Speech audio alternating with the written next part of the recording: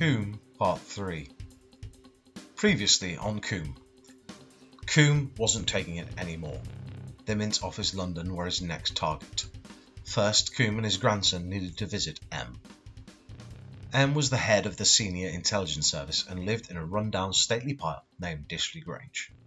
He was also Coombe's son. M had an unhealthy interest in rugby, which was ironic as his head was shaped not unlike a deflated egg-shaped ball. Anyway, M would have the answers and would know where to start.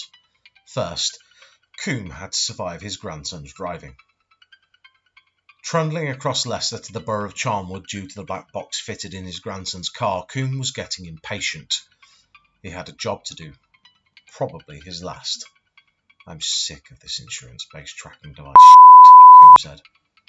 His grandson was sticking rigidly to the designated speed limit and refused to move out of the fast lane.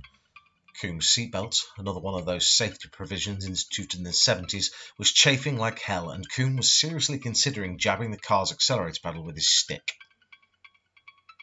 Coombe's grandson felt the tension in the air and allowed himself the temerity to push the car to 31 miles per hour.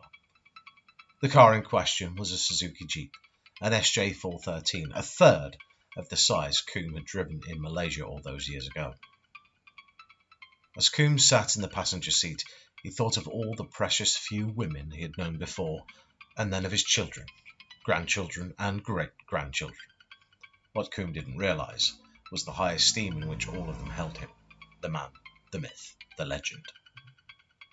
After what seemed like hours and a rest stop at the BP garage, they had reached Dishley Grange. Stepping through the porch, Coombe entered the office adjacent to M's and saw the kindly face of M's secretary, N. N had been a field officer, but was now relegated to office duty due to a back injury caused by an enemy bullet lodged in her spine. N was also Coombe's youngest daughter. "Ah, good to see you back, Dad," N said. "That's C to you. Don't forget we're in the Queen's service," Coombe retorted gruffly. "And while you're at it, find out which of you has stopped paying the newsagents for my paper, and have the doctor change my medical reports to not diabetic, not deaf, and 72 years of age." N nodded firmly. "M is ready to see you, see." Coombe pushed the red leather door to M's office. Sat beside the desk was not only M, but the other M also. As Coombe had fathered twins earlier in life, he was now confronted by both of them. Good, Coombe thought. 2 heads are better than 1, even if one of those heads is shaped like an unhealthy potato.